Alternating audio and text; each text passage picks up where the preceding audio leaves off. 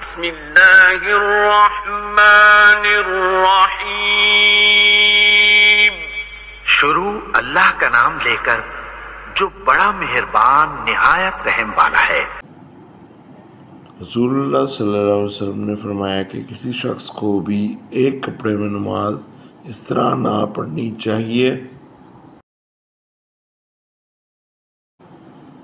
کہ اس کے کندھوں پر کچھ نہ ہو۔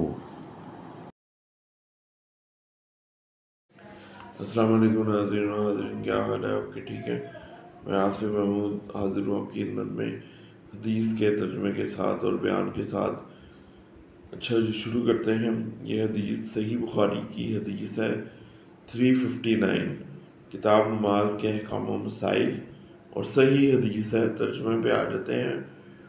رسول اللہ صلی اللہ علیہ وسلم نے فرمایا کہ کسی شخص کو بھی ایک کپڑے میں نماز اس طرح نہ پڑھنی چاہیے کہ اس کے کندھوں پر کچھ نہ ہو۔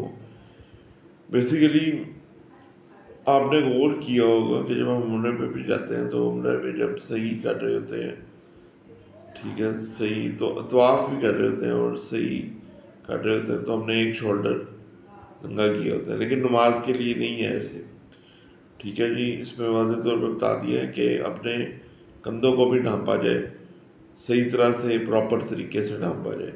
تو حضور پاک صلی اللہ علیہ وسلم نے خود ہی بتا دیا ہے کہ کپڑے اس طرح کے پہنے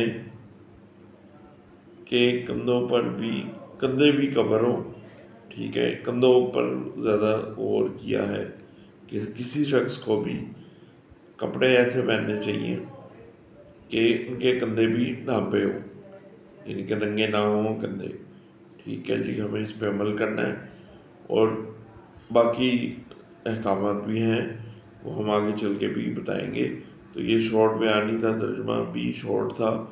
رسول پاک صلی اللہ علیہ وسلم نے ہی ہمیں بیان فرما دیا کہ کیسے ہمیں نماز قائم کرنی ہے۔